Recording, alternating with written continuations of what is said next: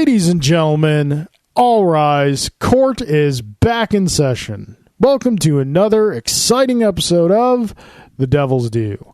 I am your host, Carl Duty. With me, as always, is the man who is in the really real world, Mr. Drew Celestino. Ain't no coming back. Ain't no coming back. Ah. How you doing, sir? Well, I'm okay. All things considered. All okay. things considered, it's Mario Day. It's Stranger Things 2 Day. It is both of these things, and I'm very happy about these. I am. I'd be remiss if I didn't point out though that my family's kind of going through some stuff right now, so it is a little trying times. My grandmother is in hospice right now. I'm sorry, man. It's tough.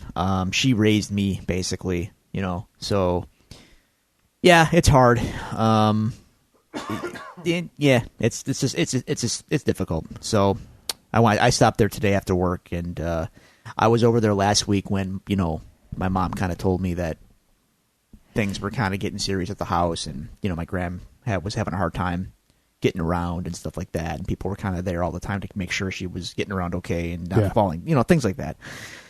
So I went over there last week, and she was herself, and besides being tired and weak and stuff, but I was reluctant to go to hospice though, because I don't. It sucks to say, but I didn't want my last memory of my grandmother to be, bedridden in hospice. Yeah. So I had to go, so I did. I would have preferred my last memory to be with her at her house, because it's again, that house, my family has lived in that house for 50, 60 years, Yeah. And I grew up there. I went there every day. My grammar school was right across the street from my grandmother's house. So every day I went there for lunch, and then every day I went from school to my grandmother's house, and I had dinner with my grandparents. My mom was at work. She would go to work, pick me up, and I'd go home. But I was there every single day for 8 plus years. So, it's hard. It's not cool, but that's kind of what's going on. It's kind of really the crux of the week, as it were. So, yeah, the fun times are going to be had. I'm going to play, Odyssey. Maybe even after we finish up, we'll fire it up to see what the hype's all about, because apparently hype is hype. The hype train is a-rolling. So, but for now, chugga. that's kind of what's up. So anyway, yeah. I don't want to dwell too much, but seeing it's only been a few days since we recorded our last episode, just because of where our schedule is falling right now, I don't have much to report on the week, as it were. It's been pretty much getting prepped for this particular episode that we're about to do, and also some musical stuff is going on too right now, not exactly pertaining to the Long Cold Dark.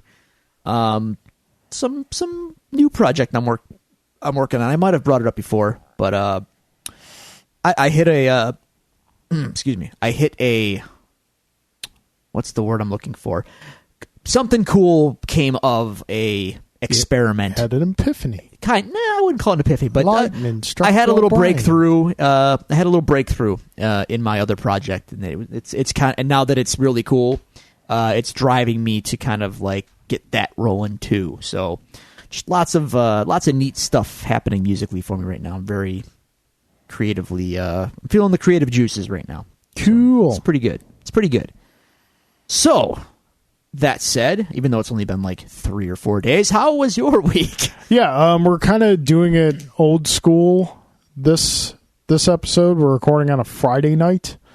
We recorded our last episode with Nate and Jim, our horror film. It was fun conversation. Yeah, it was really, really good. I had a really good time with that episode. Yeah.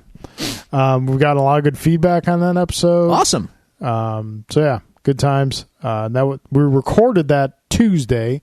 It posted Wednesday. Now this being Friday night, because you are going on your excursion to Thailand. Well, we had to. That's then. This coming Tuesday is Halloween. That's correct. So we're going. I'm going to be. You have trick or treating and stuff, and I've got whatever I'm doing. So yeah. So yeah, not Not too much? Yeah, Julie's going out of town this weekend, so it's just me and the boy. Pants optional weekend. No, we're actually we got a lot of stuff going on. What? Yeah, because taking them to Dave and Adam's tomorrow for their Halloween thing. Okay. Dress them up as little Jawa costume. Cool. And then go out and buy a pumpkin, maybe 2, carve it up. And we got to go get candy for the trick-or-treaters. Don't go overboard. Full-size candy bars. You're generous. Full-size candy bars. I'm that house. I think we've talked about this before on the show. How's the foot traffic at your place? You know what? It's hit and miss. Hit and miss. Every year. We are not very popular here. The block just doesn't. Yeah, you go to the Books House for their... I mean, if I'm not going to get a lot of traffic, then I'm going to go somewhere else where there is traffic, and I'm going to partake. Yeah. And it's fun. Oh my God, is it fun? Yeah, and I'm all for that, but I want to be there for, I want to be the kids to be able to know that there's at least one house on the street that gives out really good candy. No, I respect that, and like I would do that too because to be honest, it's hard to tell if my neighborhood is aging in or aging out. Yeah, I'm in the same boat. See, like I would love it if I had a really trafficked stretch, because I think it's the coolest thing when I see the kids come up to the door, and if they've got really good costumes, dude, I am a kid again through them just by seeing really cool costumes, especially if they're homemade and they really put a lot of work into them. Yep. I just melt, and usually, and especially in the pop culture that we live in now, it's all stuff I like mostly. Yeah. It's like, my God, there's another Spider-Man. Oh, look at Captain America. But there's so few kids on my block. Like, it's just it's not a lot of action. So sorry, I'm gonna go and. I haven't had a year like last year was really thin. That's what I mean. A lot last year, but I haven't had a year where it was like totally nothing.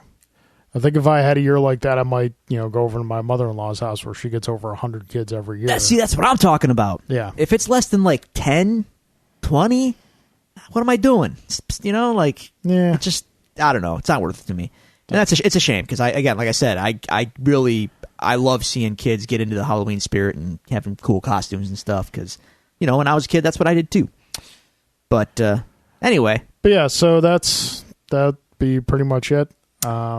I don't know what else got going on. Well, for the weekend. It's okay. So yeah, that was our abbreviated week. Abbreviated, but it is the Halloween season, so I'm going to be hopefully this weekend. Definitely going to be crushing crushing is a relative term.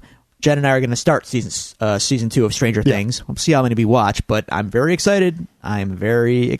Yes. Did you see they're coming out with a new series of Stranger Things Funko Pops? No. You can get the kids in their Ghostbuster costumes. Aww. I didn't know there was a first series. Yeah. I need a Dustin in a big bad way. I need one. I need a Dustin. So, folks, if you'd like to tell us about your week, send us any questions or comments to the show. You can do so at the following locations. You can find us on Twitter at Devils Do Pod. You can go to Facebook.com/Devils Do Pod. You can email us at thedevilsdopod@gmail.com, or you can find all these resources available to you on our website, thedevilsdopodcast.com. That being said, normally this is where we go to cross-examination, but seeing as it's only been like 2 days since we recorded our last episode, we don't really have any listener questions, which is fine. It's fine. And also there's not really... I don't have a listener question. I did have a listener interaction, though, on Facebook. Really? The past few days. Tom Fenzel. Yes. Listener and contributor to the show. We were talking about, somehow we got just talking about comics that we're currently reading. And he thanked me for recommending Saga to him. And he said... Saga Funko Pops. He said something to the effect of like, wait for the news. He said something to the effect of like, thank you for the recommendation. It really opened my eyes to comics. And like that phrase just made me feel so good. Like, dude, that's awesome. Like, I'm so happy that someone got that revelatory experience. Like, oh my God, comics can be this. Yeah. And like life outside of the big two is great. Good. Yeah. Like, wow. And that's awesome. I think more people need to kind of take that little journey, and I think you'll be rewarded for it, man. So as far as the news goes, we Saga Funko Pops. That's pretty much what we got. But look at them. They are... Oh, my God. They're pretty cool. I need them. I need them. Yeah. Need. Yeah. Are you getting them all? Do you really need summer variants? 2 versions of... Yeah, do you I think there's variants? 3 versions of Lion Cat. Yeah. But I just need the one. The main cast I would like a lot. I would definitely like the main cast, Lion Cat, Prince Robot, The Will. I mean, that's pretty much all of them. I might skip the variants, but I feel like I need the rest in a bad way. Tells me those are going to be hot items. That's so cool. I'm so happy that book is as popular as it is. I really like. Yep. It's just great. I love creator-owned comics getting, dare I say, mainstream recognition. I mean, is that mainstream recognition? It kind of is, right? I think it is. Yeah. It's pretty big. Because Funko always kind of finds, like, okay, what niche audience haven't we? We've hit all the big audiences. Right. Oh, in spades. What niche audience can we cater to? And then they go ahead and do it. That's awesome. You can have your Saga Funko Pops standing right next to your Golden Girl Funko Pops. Well, like, I'm trying to think now, like, what... speaking of Funko Pops, man, my Mystery Science Theater 3000 Funko Pops arrived today. Yeah? Oh, yeah. I'm so happy. I'm so happy I have those. That's just like... It just makes me grin like an idiot. Nice. And, by the way, thank you very much for the Loki Funko Pop from last week. Oh, yeah. He's joined my little army in my office, and... it's Loki. As people point out to me often, I should cosplay Loki because me and Tom Hiddleston have a slight resemblance. Although some bone structure similarities there. He's much taller than I am, unfortunately. So I'd be the world's smallest Loki if I. This is why I don't do cosplay, because I'd be like, oh look, he's like a miniature version of the character. Yeah. Anyway. Well, that's But thank you. No problem. Yeah, that came in. I love Loki. That came in the Thor Ragnarok Marvel's Collector Core box, which was largely disappointing. That's kind of a bummer, given the movie is apparently all kinds of hype. The Collector Core boxes are usually pretty good. You get one every 2 months. I'm excited for the next one. It's Incredible Hulk themed. Ooh. But you usually get like 2 Funko Pops, a T-shirt, and some other like cool little knickknacks. They kind of phoned it in on this one. That's a shame. What'd you get in this one? You get 2. You still got 2 Funko Pops. You got that Loki, and the nice thing about the Funko Pops that come in those boxes, they're exclusive. They're right? exclusive. You cannot get those in stores. So the one I'm looking in the back of the box, the one you gave me, and there is a Loki one available in stores, but he doesn't have the headgear. Exactly. And if you know anything about knivey stabbies, see, we've talked about. I'm not sure if we've talked about this, but you know me. My biggest gripe with Thor in the movies, man, no helmet. No helmet. The Thor that came in is like the Gladiator Arena Thor. Okay. So he's got the club and the shield. Does he have the helmet? Yes. Got the helmet. Yes. So that came in that. No T-shirt. And here were the other items. Kitchen magnets. Okay. Okay. A wool beanie, which I'm not gonna lie, is kind of nice. It's got a picture of the Hulk, the Funko Pop Hulk head, and a Gladiator helmet. And then on the side, that's adorable. Then on the side of the beanie is the writing that's on the side of the Hulk's helmet in the film, I guess. Okay. My son tried it on. He likes it. I have an adorable picture of him with it. So. There you go. And then what else was it? It was a fidget spinner. You lost me there. I've never had a fidget spinner. I never understood it. And then I tried one. Oh, no, no. Now I'm just watching TV, just like spinning it, balancing on my finger. Are you doing tricks with it? No, God. William loves it, though. Okay. Like, he sees me pick up, he walks over and just starts spinning his hand on it and everything. So he does like spinning things, as we found out at your house that one time I came over. Yeah, and throwing things. Well, yeah. He's got quite an arm on him. He's got a little bit of a cannon. It's okay. Yeah. That's good. Scouting him out to some baseball teams and whatnot. Much safer than football. So. Yes, and cheaper. Yeah. Don't get me wrong. As much as I love hockey, Don't God, want him to play hockey. Very expensive, and you'll be driving to Kitchener at 3 a.m. for ice time. You're at over $1,000 before you even step on the ice. Yeah. So. Yeah. But yeah. Okay. That's pretty much news. That's what we got. That's what's up. Let's get to the heart of the matter here. Oh. We're diving right in. Diving right in. Wow. Diving man. right in. We're gonna do this feels so rushed. No, we're not rushing. We're just like we don't have. Like we said, we recorded earlier in the week, so yeah, you're right. The stuff got burned up there, so we're going to do a retrospective in this episode on both a movie and a literary work that found us both just at the right time in our lives and just kind of like attached itself to us and spoke to us, I'm sure in different ways, but became extremely meaningful. It's funny because you saw the movie Tropic Thunder, right? Yes, once. It was great. Danny McBride has a line in it where he's like talking to Nick Nolte's character about the book he wrote. He's like, yeah, that book was my Catcher in the Rye. So, and I think that's what we can equate this to. We are speaking of the movie and the graphic novel, The Crow. Graphic novel by James O'Barr. The movie was directed by Alex Proyas and starring Brandon Lee, who, as everyone listening probably knows, was unfortunately lost his life during the filming due to an accident on set.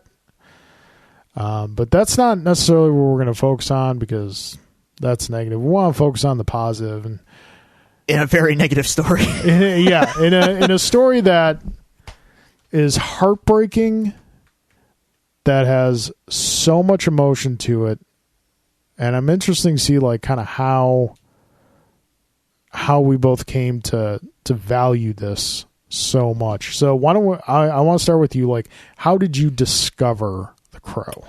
Well, the movie obviously, but I was a comics reader as a kid. So as a comics reader, I was all in on comics, and I wanted to know everything about them. So I was also reading the Overstreet Guides and other comic book magazines, Wizard, on top of other ones that there used to be more than Wizard back in the day. There were a few. And I think it was one of the more underground ones that was talking about The Crow and that it was going to become a movie. And, it had some artwork to it, and the thing is, though, I didn't read it before I saw the movie, but I was aware that it was a comic book, and there was this comic book interpretation movie before. This is the mid 90s. 1994 is when the movie came out. Back in the day, dude, comic adaptations were few and far between. Yeah. So we had like Batman 89, Batman Returns, and that was it, kind of. And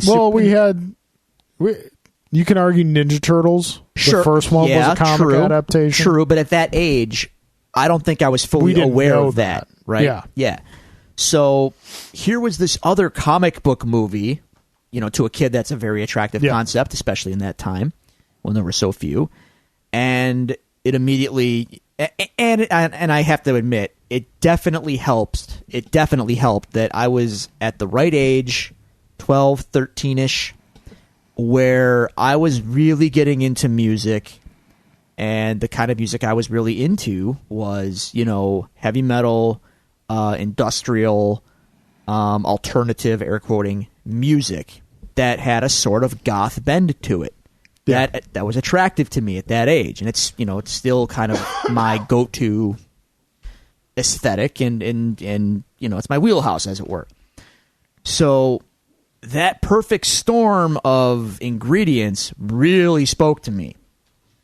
So when I went to see the movie, it literally just blew me away. And obviously, going to see it beforehand, we knew that Brandon Lee sadly was killed in the filming of it, and that, and as much as I hate to say it, that tragedy only kind of like amplified interest in the movie. Yeah.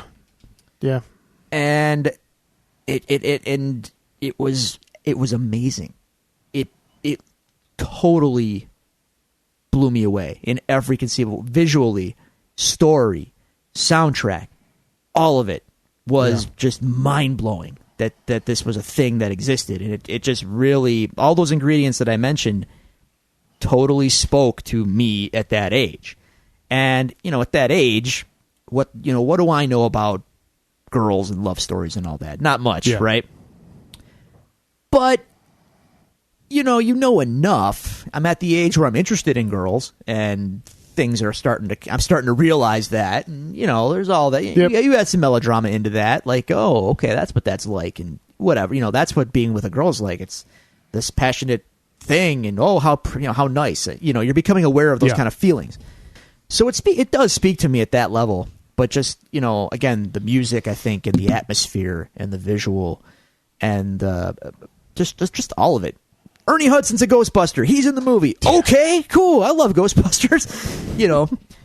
Just all of it. It was seriously, it was like a real perfect storm for me at that age, at that time. And damn it if it didn't work, dude. It's still amazing. It's still one of my favorite movies. And it holds up. It holds up very well. I don't know that you could call it cliched or I can't knock it for very much at all. So it led me to the book, because after the movie, I'm not even kidding. I'm not even kidding. In junior high, mind you, I saw this movie in the theater 6 times. 6 times to see it. I was obsessed. I mean, it's fair to say I was pretty obsessed. Yeah. So obviously, when I had access to, couldn't get the book at just like the bookstore. This is before comics and graphic novels were really stocked in like Walden Books and stuff like that. Mm-hmm. And I wasn't fully able to go to a comic shop on the reg. There was none near me. So I ended up getting a lot of stuff through the mail. So there was like, remember the old mail catalogs for comic books? Yep. There was, what was the name of the company? It was like American something. That was one. I could see the logo in my head. I know, me too. And then there was another one too. There was 2 of them. There was two of those. Yeah. And ironically enough, though, that wasn't how I got The Crow. I got another catalog. God, I don't even know how I got this catalog. I might have gotten it in the mail packaged with stuff I ordered from one of those other guys. Okay. I got the actual Kitchen Sink Press catalog. Just their stuff. Wow. And there was The Crow. And sure enough, I bought that. I bought it. It came in the mail. And I was just, okay, how does it translate? Like, Yeah. I'm not used to adaptations at that time were very fast and loose. And sure enough, man, like, I was very blown away that the book and the movie, there are differences, and I'm sure we're about to discuss them, but I was floored by how similar they were. So many things right off the page. Yeah, there's changes, but there's a lot of stuff that like you said is right off the page. It's largely intact. Yeah. And obviously the artwork, we're going to talk about all this stuff, so I'm just laying it all out. If I already loved The Crow by seeing the movie, reading the book just amplified it. Because it was mind-bending. It was, whoa, look at this. This is like no other comic book I've ever seen. Yeah. It's in black and white, and there's violence, but there's like artsy. It's like artsy and I'm air quoting mature in a real way though, not just gratuitous. Like this is heavy stuff. This isn't like Fantastic Four that I was reading at the time, right? So again, all those ingredients to me at that age, at that time, just again perfect storm. Really influenced me, and still does to this day. That's my first experience with The Crow. Nice. As far as mine go, they're not unlike the whole comic book to movie adaptation between our 2 origin stories with The Crow. There are similarities, but there are also differences. Yeah. It was my freshman year of high school. A friend of mine I was reading comics, but really I was only reading Spider-Man and Batman. Mm-hmm. And if you remember back in the day, how many Spider-Man, Batman books were out there. That's, kid on a budget. That's all I could really do. I had a friend of mine who's a big Bruce Lee fan. He was big into martial arts and everything, and told me about how, there's this movie coming out called The Crow. Didn't know it was a comic. And he said that, Bruce Lee's son is in it. He was killed while making it, but they finished it anyway, and they're releasing it, and a bunch of us all want to see it. And like you, a lot of the same holy crap, mind-blowing experience of the visuals of the film. What spoke to me mostly was the sense of loss and heartbreak, because at that time, I wasn't too far removed from the death of my grandfather, which I pretty much witnessed. Impacted me heavily. But also just when you're at that age and, kids are getting into, air quotes, relationships. Right. They're dating and whatnot. Right. We as adults now, married adults, kind of laugh at what we consider dating and love back then. Well, but I don't necessarily, but I never had any luck in that arena. Ah, okay. Yeah, so we've joked about it before, but I was kind of like the emotional kid who's writing bad poetry and whatnot. I don't have anyone. How come I don't have anyone? What's wrong with me? What's so? See, I totally relate to that. Yeah. I was much the same. Yeah, and it's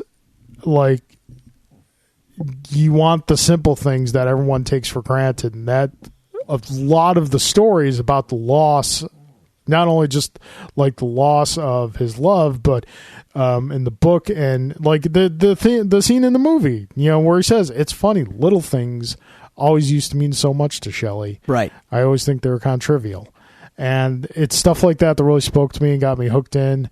Obviously, in the credits they say based on this work, so I learned from that it was a comic, and I believe I got my trade from House of Fantasy when they had a location in North Tonawanda on Webster Street. Whoa. Which is where the bulk, maybe not so much now, but a lot of my back issue collection came from. So, and when I got a hold of the book, I just cover to cover numerous times. Sure. So many times. It's one of my most treasured books, more or less. Is that the same copy I've seen in your house? Yes. That thing is weathered, son. Yes, it is. It is very well loved. It's had multiple readings. And it just became very much part of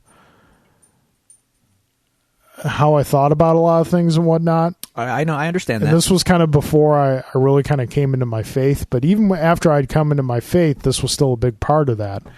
I, grew the hair as long as, Cardinal O'Hara regulations would allow, which was about as long as your hair is now. Yeah. I had the black leather trench coat. I wanted one. Oh, they were glorious. I'm too short to wear one. No but better. I wanted one. No better thing to have in a snowball fight. Okay. That black leather. It's like an impenetrable suit of armor. You don't feel anything. Gotcha. Okay. And so yeah, writing quotes in yearbook signings, things like that. Writing quotes on notebooks, things like that. It was very centric to my identity because I related so much with it. So that's kind of where we discovered this thing. Let's talk about now why we love this thing so much. Do you want to start with the book or do you want to start with the movie? Tough call. Because we can go how we discovered it, or we can go the actual chronological order. I think we both are in the same boat where we saw the movie and then got the comic. So why don't we? I mean, it's hard to say. Do you want to discuss the differences? I don't know. I think we can. I think whatever we discuss. I think we can have first, a general discussion and kind of veer as we need to. I don't know. Yeah, your call. No, that's fine. But just starting where we both started with the movie, wow. Mm-hmm. It is technically filmed in color, but dude, Alex Proyas is an amazing director. He really is. And he made The Crow, and he followed it with Dark City. Did you ever see Dark City? I saw it once so long ago, and I barely remember anything of it. I haven't seen anything of it. It needs... I've seen it again since. Let me tell you what, it deserves a rewatch. And he carried that same visual style over, man, and it's just... It's a spectacle. That guy has a style, and it's great. And he was perfect for this movie. It's weird because how do you categorize it? Because the visual style? No, Dark. I'm talking about just like the film itself. Like back in my Blockbuster days, it was in the action aisle. You know, I would call it supernatural thriller. If I had to, because it's not. When you say action, I picture big epic sequences, and not just one, but several. Yeah, and The Crow, I don't think The Crow has those. It's got one for sure. The ending, the ending sequence is. There is action in it, but I think it's safe to say it's not an action movie. No, in the traditional sense. No, it's definitely more of a supernatural. God, I don't know how to really describe it. Its emotional core is far more important than the action in it. Yeah. And I think it plays that way too. If I'm thinking like an action movie, if I think of an action movie, it's defined by its action, right? Yeah. The Crow, I wouldn't say is defined by its action at all. The Crow is defined by its characters. It's defined by its characters and the emotional connections that you make on screen. And it's all so strongly done. And again, going back to the visuals, man, like Alex Proyas delivers it in such a way where he really nails those connections, and he really nails the visuals. You feel like you're in this just bleak place. It's Detroit. It's It supposed is, to be but Detroit, but God, it's like the worst possible version of Detroit. That's saying a lot, given it's Detroit. Yeah. Detroit now is just catching up to what it was depicted as in The Crow. Yeah, kind of. I mean, it's like how many daytime sequences are in this movie? Like 1, 2, maybe 2. Yeah. It's just not that it takes place at night. It's that like everything. The color is so desaturated. Yeah. Yeah. And normally when we're saying something like that, it's usually in a negative sense. Well, when like DC does it for their bright characters, but it's totally apropos. The desaturation of the color serves to convey the hopelessness of where these characters live. Not necessarily the hopelessness that the characters have in and of themselves, but what their environment is and where they live. They live in a very dangerous and oppressive city. Yeah. And the movie reminds you of that often because of, I mean, again, this is one of the things where it veers away from the comics. In the comics, it also takes place in Detroit. Yeah. But it's a little less, that isn't really established until later in the series. Yeah. And there is no, in the comic, spoilers, there is no Devil's Night subplot. Yeah, there's no Devil's Night subplot. Eric is not in a band. Right. He might be, but we don't know. He's got the look, but it's not established that he's in a band. Yeah, they're not, their murder wasn't an order. We'll discuss the differences. But so the Devil's Night subplot, there's this city is under siege by gang activity that blows up buildings and starts fires every year on this night. Okay, whoa! Like, talk about like this place is dangerous. The city is dangerous, and all the characters we meet are really broken people in a way. So, I mean, you've got Officer Albrecht getting a divorce from his wife. Yeah, he's been kicked down the ladder in the police department. Yep, he's in a bad place. Sarah. She was friends with Shelley and Eric. Her mother's a junkie. Shelley and Eric are dead. She's living on the streets by herself, fending for herself, basically. Her mother's a junkie who hangs out with someone who's extremely undesirable despite his moniker. Right. I mean, and this is your core cast, really. Yeah. And obviously the villains are the villains, and they're all 50 Shades of terrible. Even the villains, not so much top dollar in the film, but the T-Bird Tintin fun boy. Mm-hmm. You even get a sense of hopelessness from them, not because of who they are, but because of where they are. They've kind of resigned themselves to, this is as good as it can get, so we're going to live it up as best we can in this current situation. Yeah, I suppose. I'm not saying they're redeemable at all. No. I'm just saying that, the conveyance of the environment is done so well in the film that it even bleeds over to the villains of the film. You know what I want to say about the villains? We're talking about them really quickly. I do really like... This is one of the things about the movie...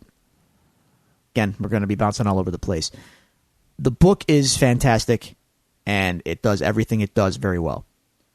But when the movie decides to expand on certain things, I can't think of anything the movie expands on that it doesn't improve in a way. Maybe I'm just putting that out there right now. I might come back to that later and disagree. Yeah. But let me pull that thread for a minute. All the villains are so clearly identified. They're all really unique. Mm-hmm. They roll together as a gang, but none of them are similar. And I think in the book they get a little samey.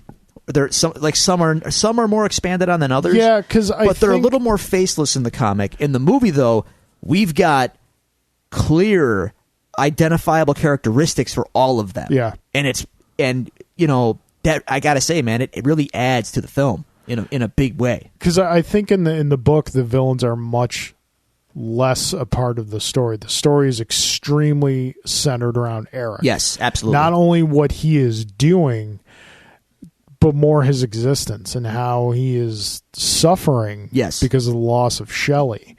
You can feel... I feel as much as I love the movie, I feel the emotion of loss more from the book than I do from the movie. And a lot of that probably has to do with the origins of the book. James O'Barr lost his fiancée to a drunken driver car crash. Yes. And he wrote this in response to that, in a way of coping with the pain.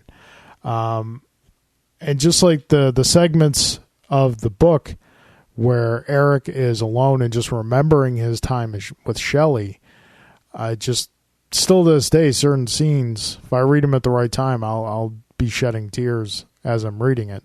What I think is interesting, though, is that in the book, you can fill pages with that stuff, and less becomes more on the page. Yeah. The movie does a great job of those flashback scenes as well. Yes. And they don't necessarily... The book, you can spend a little more time with it, because you have that freedom being the format that it's in. Right. The film just does it masterfully. I feel like if they would have spent more time in the film, it would make the film less... it would lessen the film. So what the movie doesn't shortchange any of that, because the stuff you do see with them together is so fantastic, and you do get those moments in the movie when Eric feels that deep pain of the loss, despite him being alive to redeem things, but just small microcosm, right? In the book, they took the sequence right out of the book. It's amazing. When he goes to Gideon's and he's going for the rings. Yep. If you watch the movie, it's literally the same thing in the book. Yeah. No. He's going through each ring in this box of rings that have been pawned at this shop. But the way they do it in the movie is excellent, because he literally is reaching through them blindly. His eyes are closed. Yeah. And when he doesn't even look at the one that he picks out of the box. He knows it's the one. Yep. And you see his face wince, and immediately they cut to a flashback. Yeah, they give a supernatural flavor to it in that scene, and it works so well. Masterfully. It's so good. You see, this is one of the things, one of the comic adaptations where this is for lack of an extremely better term, where they give the character powers that they don't necessarily have in the source material. The other one that pops to mind where this was done horribly, I've never seen the film, but I heard like what they did in the film, and you're just wondering what was the Jonah Hex movie. Okay. They gave him like a whole bunch of powers, whatnot. And like in the book, it's never conveyed that Eric can see through the eyes of the bird, the crow. No. It's never conveyed. Like the scene you're talking about, he's looking through the rings and he finds it by visual sight.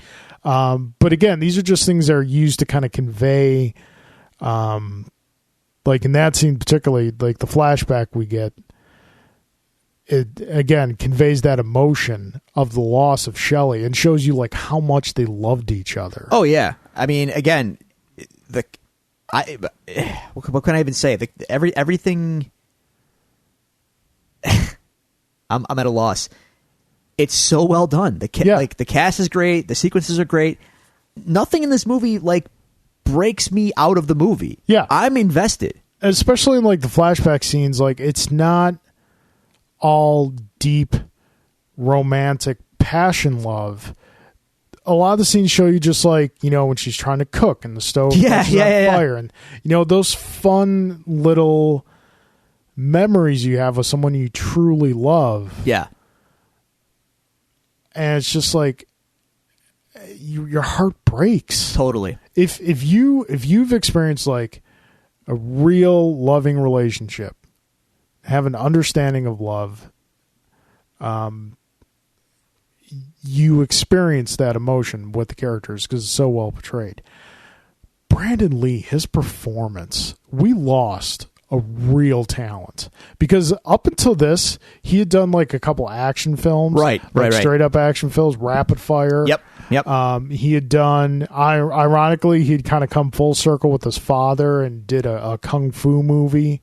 Like you know how from the television show Kung Fu was originally developed by Bruce Lee. It was meant for Bruce Lee, but because, you know, racism, it went to David Carradine. Not that we, you know, besmirch David Carradine for taking the job. No. You know, rest in peace and all. But this showed his performance and just how he gave a voice to Eric was masterful. You know, the thing about it too, it's amazing. His performance is excellent in both the flashback scenes and as the you know, more when he comes back, when he's, you know, the Crow, he's much more cryptic and dark and driven. But he delivers both excellently. And you know, it's one of those great what ifs. What if he didn't? What if he wasn't killed? What if he lived? And what would his career have been like? I don't know, man. But based on the Crow, it could have been a very bright future for him. And I got a point to make after that. Now I'm blanking on it, and I apologize for that. Sorry. It's a great what if. We don't know what could have been. Yeah. But I do think it's amazing that he was killed in the making of the movie. And I don't know if it's good fortune or I don't know what had to be adjusted as a result of that. But they completed the movie. Yeah, the movie the movie does not feel at all like anything is missing from it as a result of them having to finish it without him. It was kind of a Heath Ledger situation where the movie was like mostly done. Yeah. There were some little offshoot scenes here and there that needed to be filmed. But yeah, it's once if you watched it a couple times, you've learned which scenes aren't. Yeah. But that's real inside baseball stuff. Yeah. If you don't know, you don't know. Yeah. And it's just, it's tragic. It makes his loss that much more painful. Well, yeah, if the movie stunk, then, you know, we probably wouldn't be talking about it like this. I mean, but this thing has cult following is shortchanging it. Dude, I mean, maybe they say that about it now. Yeah, but I lived through it. It was a phenomenon. It defined a visual style of filmmaking that few people have been able to duplicate. Or some and try. Even fewer have been able to duplicate well. Right. And not only that, but I mean, this thing spawned a TV series, another sequel. 3 sequels. Well, I mean, obviously there were clear diminishing returns. Oh, but the immediate impact of it and its immediate wake, I'm not cult? No, dude. This thing was like a thing. Yeah. Okay? And we're bouncing all over. We cannot discount the music's the soundtrack's in my top 5 soundtracks of all time. It's a fantastic soundtrack. Now, that soundtrack, dude, was huge. Yes. Kids, let me take you back for a moment. Back in the day... Back when a soundtrack could sell a movie. Kinda? Yeah. Not that this is the case here, but they were very much intertwined, the 3 best examples of that I can think of is The Crow. Yeah. And these are going to be, 2, at least in our worlds, 2 lesser examples. Dirty Dancing and The Bodyguard. Sure. Where soundtracks sold the movie. Yeah, and oh, come on, Titanic. We all hate it, but come on. Yeah, I wouldn't say that in that particular, the soundtrack is a big part of it, but I wouldn't say the soundtrack sold the movie. That song, though, was everywhere. Anyway, going back to The Crow, though. Yeah, that soundtrack was still to this day. Oh, I love it. Fantastic. I love it. I love almost everything on it. What I would say, though, is interesting, now that I'm a more seasoned musical veteran, more educated in all that stuff. For being such a goth, I mean, let's face it, man, this thing was like goth Bible for a long time. Yeah. Okay? The soundtrack is not very goth. No. Granted, it does have The Cure in it, and that's about as goth cred as it goes. By the way, what a Cure song that is. Yes. Okay? But the book more so into the goth into what I mean. we're really splitting hairs here, but what I would say real goth subculture. I think the book is much more versed in it, based on the choice of quotes that James O'Barr used, like Joy Division and stuff like that. Dude, Joy Division is some real deep cut stuff. Yeah, and the movie. Granted, we get a Joy Division song, but it's covered by Nine Inch Nails. And by the way, oh my God, I love that song to death. But it was more of a here's what's hot on alternative music kind of soundtrack that they hooked sort of into the peripheral goth culture that was developing at the time. But it wasn't a true goth. They weren't really being true to like the real goth scene that in the 70s and 80s. But having said that, I can't knock it because, I mean, God, dude, it's just so good. Yeah. It's fine because, like, I would consider myself part of the gothic subculture at that time in my life. And there were levels to that. Of course. And with any subculture, it's going to be... If you just knew the movie and, like, the soundtrack and whatnot, that was kind of surface level. Yeah. Like, once you got into a book and you could quote the book, and then people knew you were judging people that, like, I saw the movie, and you were like, let me tell you about real goth. I know. Oh, I know. Because I did it too. Because I did it too. But I guess the big culprit here, and the reason why I bring that up is the song that everyone knows from this movie is the Stone Temple Pilots song, "The Big Empty," and it's great. It's a good song, but they are by no means, by no definition, a goth-centered band. No. Nor would I classify them with the emotional anchoring or themes that this book is steeped in. Yeah, STP's great, but they're not. But they're not this. Okay? Yeah, they're Seattle grunge alternative, right? And not for nothing, but they were kind of more upbeat and rocking. Funny story. My friend Jim and I in high school, when we'd be driving around and whatnot, and we'd have that soundtrack going. Yeah. Almost Skipper? No. Oh. No, God, no. We love that song. Okay. Every time the song would start, the first line of the song is driving faster in my car. Yeah. We'd be at a red light. Every time. But I mean, like the Pantera song kind of stinks. I'll be honest with you, and I love Pantera. But this song for me, like not every song on the soundtrack is a hit, but that's only because of my musical taste. It doesn't reflect how well the soundtrack fit in with the movie. Sure, but "Burn" by The Cure, dude. I think they wrote it for the movie, by the way. Okay, and okay, yeah. I remember watching when they did Woodstock again. Yeah. I remember watching it on MTV, and Nine Inch Nails was performing, and then they said, "Here's something we did for The Crow." Yeah, crowd went nuts. I'm saying, dude. And they did Dead Souls. And look, Joy Division's version of, again, I'm biased as hell here. I'm so full disclosure. I do like Joy Division. Okay. But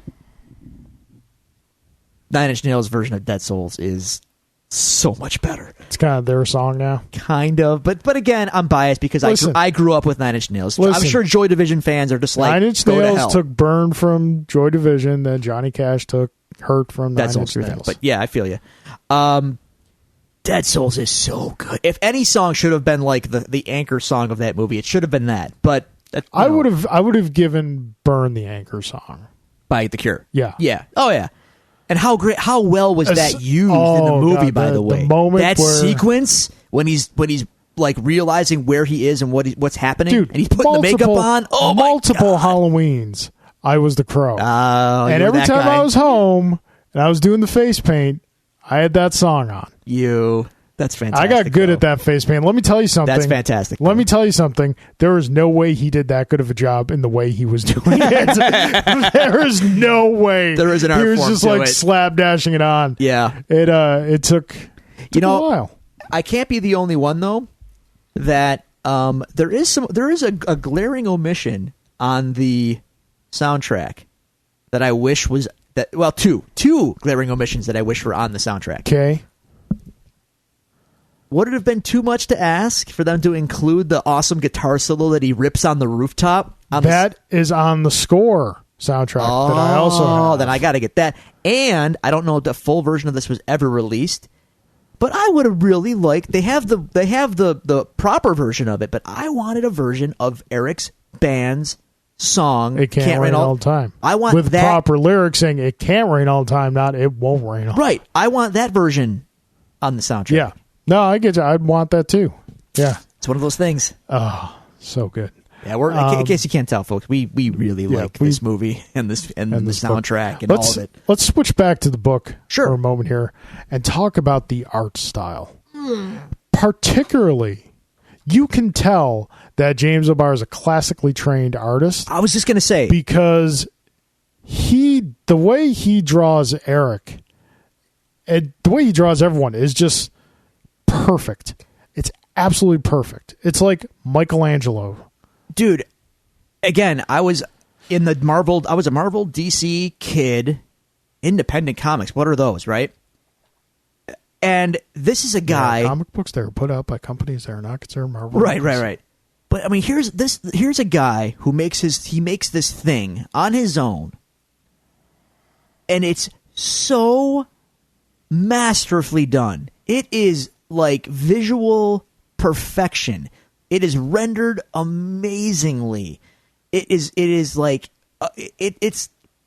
frankly incredible. If you haven't picked up the graphic novel, folks, you need to.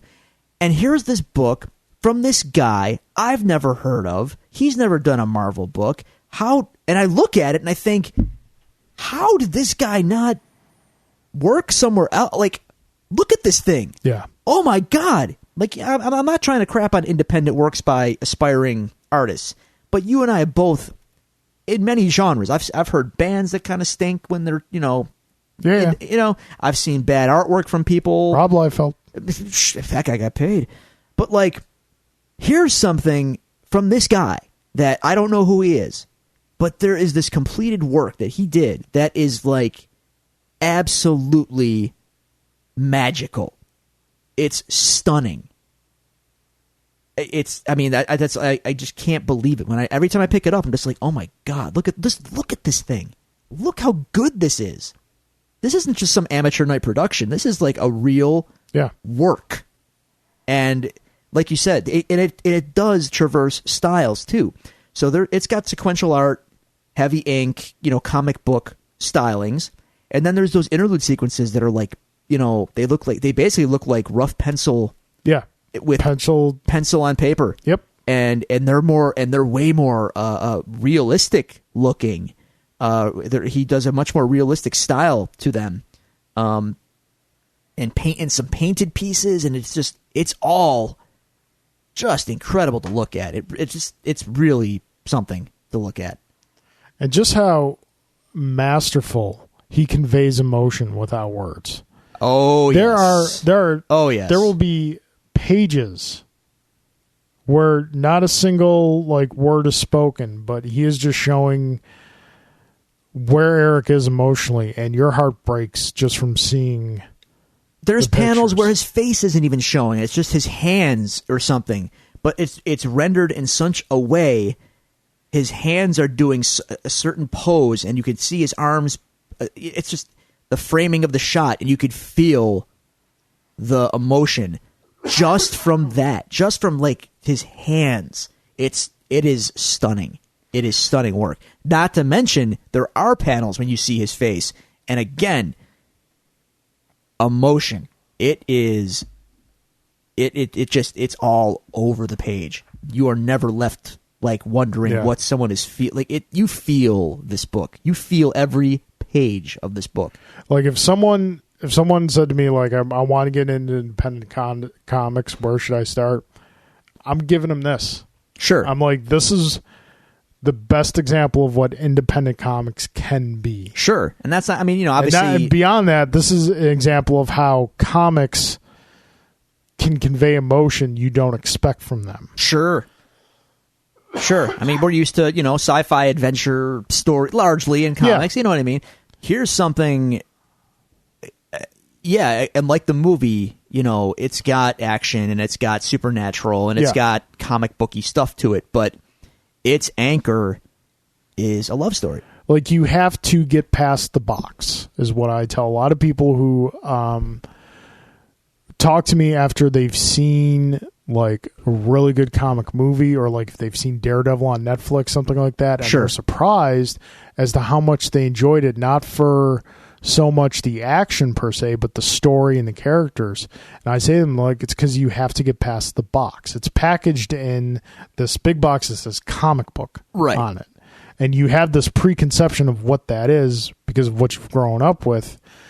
But you have to get past the box and understand that comics can be used to convey the same things that standard books and other films Absolutely. Can. I've had more emotional outbursts in comics, arguably, than I have in movies in the last 10, 15 years of my life. I'm not even kidding.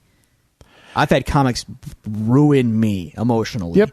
Thank you, Brian K. Vaughan. Just eat the grape. Oh, God, dude. Why the Last Man, folks? If you want to... Oh, what a run. Yep. What a run. What a run. I want to jump back to the movie for a moment. Sure. Because nothing in life is perfect. No. There is a point where the movie does stumble a bit. Go on. And that's at the end. How so? And it's kind of because a scene they deleted. Okay. I'm interested. And when he goes into the church after Sarah. Yes. And they kind of had to do this after they made some changes. Originally, there was a scene before he walked into the church where he was confronted by the Skull Cowboy. I've heard about the Skull Cowboy. I believe the scene is on the Blu-ray, the special edition DVD. It's not fully audioed or everything, but they kind of show. The Skull Cowboy is a character that appears in the book a couple times. Is kind of like another representation of what brought him back. If for lack of more dissecting, maybe even you could kind of interpret it as the crow's master, the bird, the crow. Yeah. Master. Sure. In the film, there was a scene where he was heading up the steps of the church, and he was confronted by the Skull Cowboy, and the Skull Cowboy saying, "This is no longer your concern. You've done what you came back to do. You have to go back." if you choose to proceed, you will have to do it as a living person. Okay.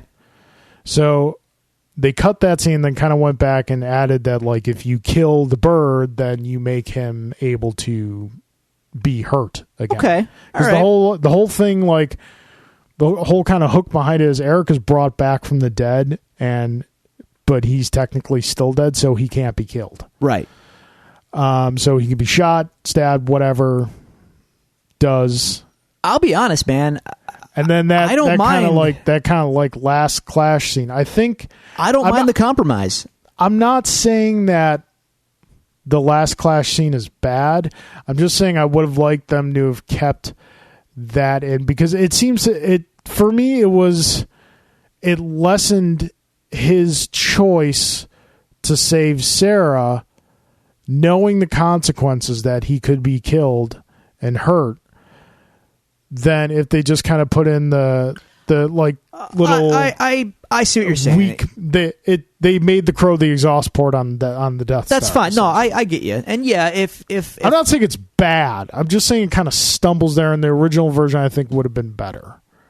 It would have sold his decision, like you said, his decision to go rescue Sarah for his own, because he wants to. Yeah. But again, he still wants to. But yeah, if he knows he's going in there no longer invincible, I could see that definitely endears him more as a character and shows more of his emotional state towards Sarah and how she's basically his adopted daughter, essentially. But I don't think it really, again, I think it's a fair compromise. I think there were other reasons they didn't do that. They didn't delete that stuff because there was some practical reason why they didn't put the skull cowboy, and I think it might have been because Brandon Lee died and they didn't film a lot of the other stuff they wanted. Well, the stuff I think I could be wrong. Yeah, I don't know. There's a lot. It's just something that always kind of stuck out in my head. But the thing is, that whole subplot isn't in the book exactly. In the book there is no. Yeah, no. Sarah is. I mean, there is a girl. There is a Sarah, comic, but she's completely different. And this is probably a good point to talk about the changes that were made between the two. There is a girl in the comics, and she's only in a couple scenes though. But she is still the daughter of a girl dating with Fun Boy. Yeah, and she is also into drugs. Yeah, Darla, but in the book she has a different name in the book. But in any case, it's the exact same situation though. And she's much younger in the comic as well. At least she's played that. She's definitely much younger in the comic. Yeah. And Eric meets her by happenstance almost, but sees the decrepit, state that she's in and the conditions she has to live in. On the stoop of the apartment building in the comic, right? On the stoop of the apartment building that Fun Boy's in, because her mother has made her wait outside while she's upstairs having sex with Fun Boy and getting high. Drugs. Yeah. And Eric takes to her, and she takes to him, and he promises her that they'll meet again, and that he'll look out. To some degree, he will look out for her to whatever degree he can. Again, like I said earlier, I think the change they made for the movie is great. They expanded on that character. Yeah, it adds to Sarah. It adds to it. It really does. Her in the comic, and another character that's much more in the movie than he is in the comic is Albrecht. Well, Albrecht in the movie is kind of a combination of two characters from the book. In the book, he is a notoriously white police officer named Officer Albrecht, who Eric does encounter at Gideon's pawn shop. Yes. But then there is the more Ernie Hudson-looking character in the comic, Captain Hook, which I think was funny. They joke about his name a couple times. He's the detective who worked the case of their murder, etc., and saw Eric die in the hospital and all that. They kind of combined the two together. Yep. And gave him a little more backstory. But even his backstory, again, another example where the movie expands on this character to great effect. Yeah. Yeah. The changes are like, you've heard me, you've heard Drew, comic film where they change a character and drives us nuts. There are changes made to the story here, and they're changes that give the film its own legs to stand on by itself, where you've got these great characters that are, yes, in the comics, they're just different in the film, but they're not degrading to the story at all. Albrecht, Sarah, and like at the end of the book, there's when Eric burns his house down before he does his final run, he leaves a note for Albrecht telling him about Sarah, asking him to take care of her, because like in the movie, but the thing is though, the movie does that. Yeah, the movie like off the bat almost they have a relationship. The movie brings Darla, Sarah's mother, to a point where she is willing, because of her encounter with Eric in the apartment, in Fun Boy's apartment. You know, just like those classic lines, you know, mother is the name for God on lips and hearts of all children. Right out of the book, by the way. Yep. And, you know, drains some of the drugs from her by squeezing her arm. Yeah, I love that part. That's so heavy. Your daughter is out there on the streets waiting for you. Yeah. And in the movie, she turns around and tries to make a better life. We don't see that in the book. It's implied that maybe it happens, but not necessarily. And that scene in the book is one of my favorite lines that Eric has is oh god, something he said, like when he confronts both her and Fun Boy when he walks in the apartment, he says to her, he's like, you know, leave now before the space between us turns to tigers. And I was just like, oh, well, we should point out as when Eric has some great poetic lines in the movie, but in the book, he's way more poetic and speaks in verse. And it's, you can almost, if I'm going to knock anything on this book, and again, I'm not, but I mean, if I'm to someone else that reads it, and even reading it now with a kind of fresh set of adult eyes, and it's hard to critique something that was written by a man in so much pain and using this as catharsis. So again, this is a nitpicky point. It's a very emo book. And I could read it as like, there is a way you could read it and think like this is some serious angsty college poor me kind of stuff, and that's just, again, if I'm going to level any criticism at it, that's what it's going to be. But I'm only putting that out there because I know that's something that someone is going to say. Yeah. But to me, it's still it's awesome. Yeah, I'll listen to that criticism. You can say that about the book, but at the same time, the reason you can say that about the book is because of the book. Sure. The book is what helped define that. The book and the movie, you know, for better or for worse, kind of helped give birth to the phrase emo. Sure. And that, yeah, dude. Oh, yeah. Like goth, but not quite goth. Kids, let me tell you what, before emo was a thing, we had goth. Yeah. That's all we had. That's all we knew. If you wore black and you maybe wore black lipstick once in a while and you were into some depressing stuff, we didn't call you emo back in our day. You were one of the goth kids. Yeah. Pretty much. You kind of have to know where stuff comes from. It's like, perfect example. When we watch, like, if you and I are watching the original Star Wars. Yes. And scenes in Mos Eisley Cantina. Yes. You're seeing Mos Eisley Cantina. I see the Mos Eisley Cantina, but I also see Rick's Cafe American from Casablanca. It's exactly what it is. Okay. Like, if you ever watch Casablanca, the first establishing shot of... It's the same thing? It's, you see where they got it from. Okay, fair enough. But yeah, the cadence that Brandon Lee's performance gave to the character, the cadence of his speech... It's like we say when we read Batman, like we hear Kevin Conroy and we hear Mark Hamill for the voices of Batman and Joker in our head. When I read the book, I still hear Brandon Lee speaking those words, even though like a lot of the words are different. It's still a lot of that dialogue though is in the movie. Yeah, there's so much of it. it.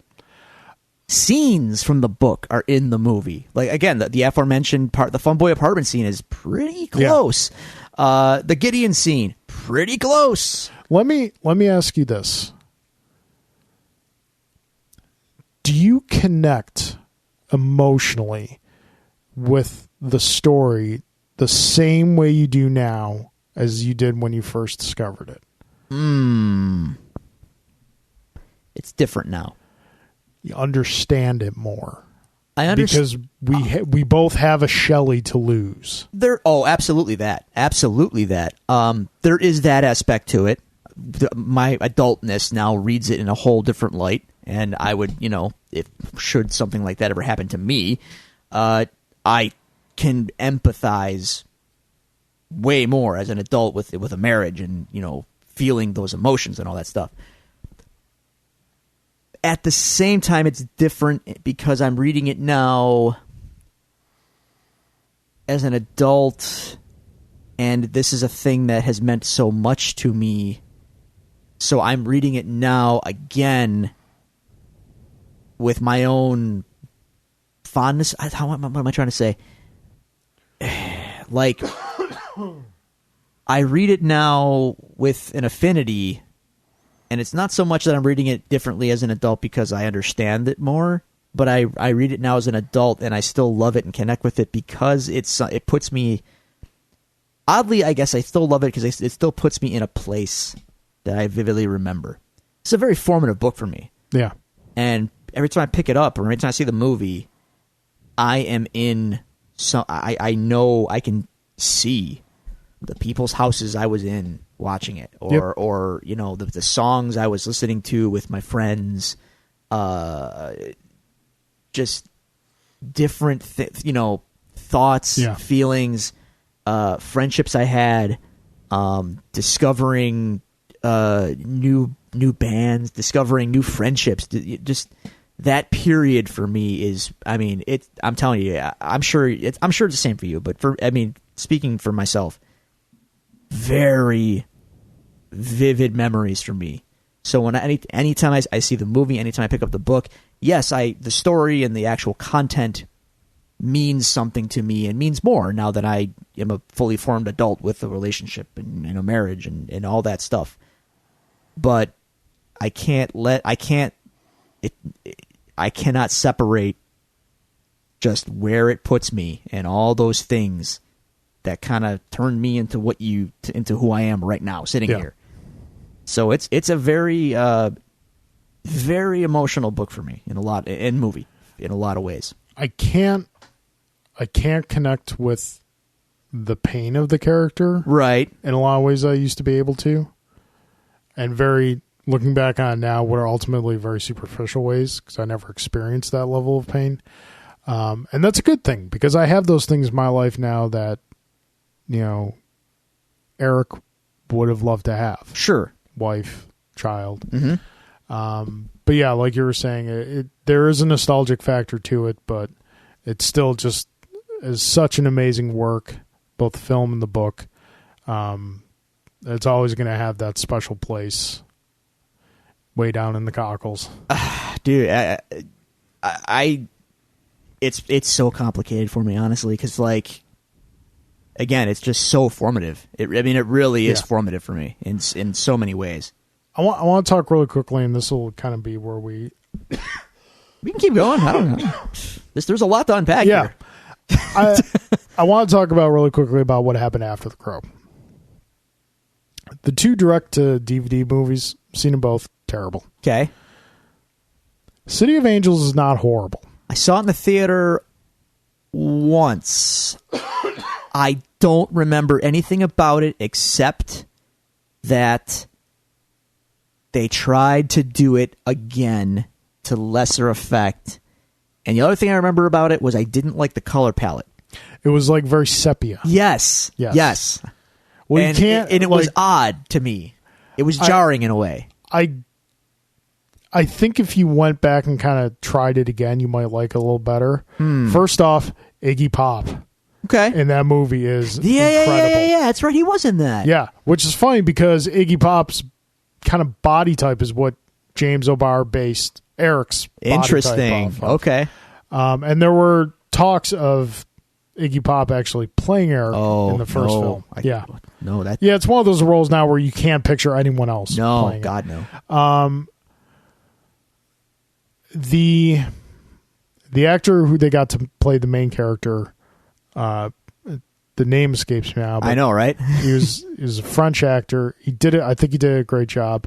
They went a little more, with the exception of Iggy Pop and kind of the crew, more the underling crew, more or less. They kind of tried to make it for the ultimate villain. They tried to make a bigger, grander, top dollar, more supernatural based. Wasn't it voodoo based or something? Yeah, kind of. That didn't quite work. I think the biggest mistake they made in the film was bringing Sarah back, because I guess there was that need. Gotta have a connection. Yeah, like connection. Yeah. Like, I like the idea that Eric wasn't the only one. Sure. This has happened before and will happen again. Yeah. But what kind of gives me pause to go back and watch again is the main character didn't lose his wife, lost his son. Sure. I'm sure that resonates with you heavily now, especially. Yeah, that now. But I remember like the visual style being different, but still good. Another fantastic soundtrack too. Did it though? Yeah. I don't remember the second. Honestly, I really don't remember the soundtrack to the second one very much at all. Hole covered Goldust Woman. Rob Zombie covered Boogeyman.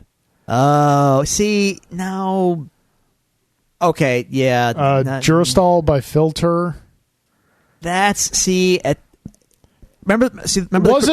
as good as the original soundtrack, but still a good soundtrack. Here's the thing. Remember what I said about the first soundtrack? Like, it wasn't really emblematic of the culture that the book necessarily was trying to emulate. It was more of a collection of the who's who of the time. Yet somehow I felt like the first Crow soundtrack was, despite being updated for the times, it still felt authentic. Yeah. I remember seeing the list of the second one, and I'm like, this is just who's on the radio right now. That's it. This is not. These are bands that are just like, they've got a deal, and the deal says we got to put these bands on a soundtrack. Yeah, I mean, come on, man. Look at Whole, White Zombie. And look, dude. By the way, I was on a White Zombie trip this week because I'm a White Zombie fanboy. Rob Zombie solo material, go away. Don't care. Do not care. But when White Zombie was hot, they were hot. Anyway, Filter, yeah, PJ Harvey. But this is like a who's who of 95. I know, but it's still even if that's the case, it's still a solid sound. Korn was on it. Like, come on, man. And I like Korn, but not here. You know, it's a little weird. I feel maybe I'll give it another shot. But I would say give the film another shot. All right, it's definitely. I don't want to say worthwhile successor, because something like that cannot be. No, and maybe that's what I'm saying. Like, you can make another one. Yeah. Should you? Yeah, but the television show was terrible. The two direct to video films were not good. From what I remember, the two direct to video films became very comic booky. Like Marvel, you know what? Comic booky. To be honest, less said the better. I don't even want to talk about that stuff. I actually think the City of Angels had a video game attached to it. People were trying to, but no, I think for listeners. City of Angels is worth a second viewing, maybe. But you're the crux of this show here, man. The book and the first movie are where it's at, and they really were landmark. I can't say enough about them. I mean, again, I'm very personally invested, so take my praise with a grain of salt. This means a lot to me, but I like to think I've got if you guys know me from this show, my filter is pretty intense, and if it doesn't pass the mustard for me, I'll let you know about it. And this is something that still does, and I will sing its praises to the roof, because it just is that good. Yeah.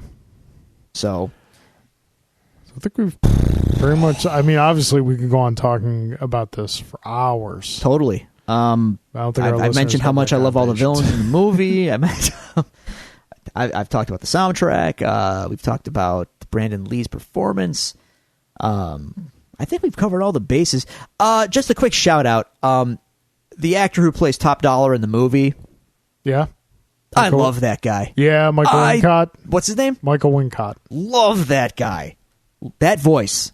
Oh, that voice. If I haven't told you before, if you were to give me the money and say, go make a G.I. Joe movie, that dude's my Destro. Really? That voice. I love that voice. Destro's voice was never gravelly to me. It was always like very bassy and booming. That voice, though. Oh, I'd probably cast him as Cobra Commander.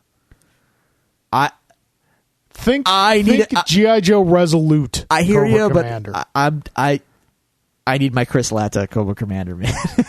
I know he's dead, but you know what I'm saying. Anyway, big ups to that guy, dude. His voice is fantastic. He's great in the movie. Dude, we've gone over it all. It's great.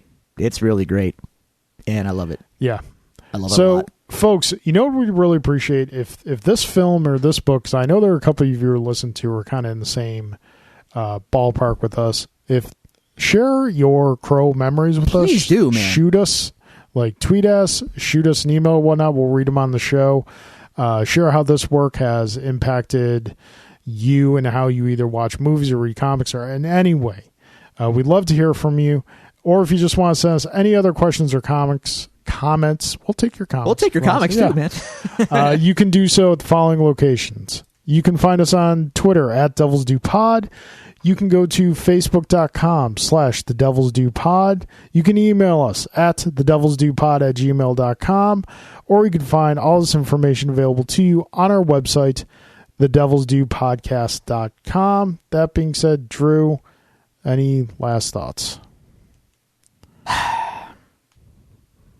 Well, I looked at the forecast for tomorrow and the weekend, and the next week or so. And I'm afraid to say, Carl, because I had plans for tomorrow to finish my deck skirting, but it's supposed to rain for the next week.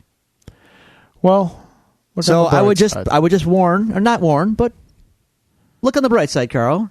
It can't rain all the time. It can't rain all the time. Folks, thanks for joining us. Have a good